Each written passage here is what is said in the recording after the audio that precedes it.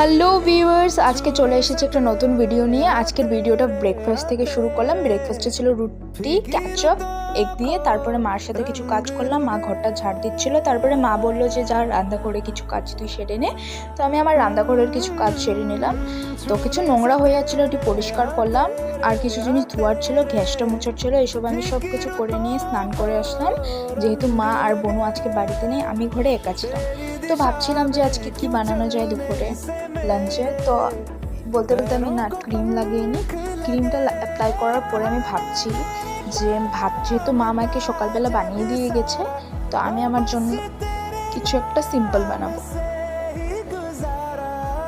তো তারপরে আমি রান্নাঘরে চলে যাই। রান্নাঘরে চলে গিয়ে দেখলাম যে মা কুমড়োটাও ভেজে দিয়ে গেছিলো, মানে ভেজে না সরি মাখিয়ে দিয়ে গেছিলো কুমড়ো কেটে। তার মধ্যে নুন চিনি দিয়ে হলুদ গুঁড়ো দিয়ে তারপরে আমি এটাকে কড়াইতে দিয়ে দিলাম, একটু নাড়ালাম, হয়ে গেল। তারপরে আমি পেঁয়াজ কুচি দিয়ে দিলাম। পেঁয়াজ কুচি দেওয়ার পরে একটা ডিম দিয়ে একটা রেসিপি করবো। পেঁয়াজ কুচি দেওয়ার পরে টমেটো কুচি দিলাম। তারপরে এটাকে অল্প সময় নাড়াতে হবে। তো আমি যেহেতু ঘরে একা, তো ওটা আমার আন্দাজে দিলাম 2টা টমেটো আর 2টা পেঁয়াজ কুচি। আপনারা আরও বেশি কিছু দিতে পারেন। তো এটাকে ভালো করে নাড়িয়ে দিলাম। এটার মধ্যে আপনারা রসুন কুচি বা আদা কুচিও দিতে পারেন, অনেকটা টেস্ট হবে তখন খেতে। তো আমার কাছে সময় কম ছিল, আমি সিম্পল বানিয়ে নিলাম।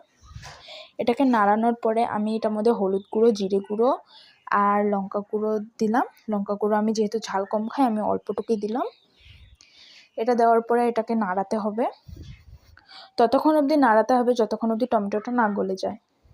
তারপরে টমেটোটা যখন দেখবেন একটু একটু নরম হয়ে গলে যাচ্ছে, তখন নুনটা দিয়ে দেবেন। তারপরে নুনটা পরিমাণ মতন দেবেন। তারপরে এখানের মধ্যে ডিমটা ঝুড়ো ঝুড়ো করে রাখা ডিম দিয়ে দিলাম। এটা ক্লিপ নেওয়া হয়নি, কারণ এটা মা সকালবেলা আমাকে করে দিয়ে গেছিলো।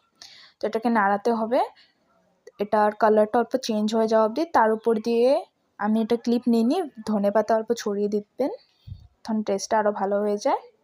আর এটা আমার লাঞ্চ।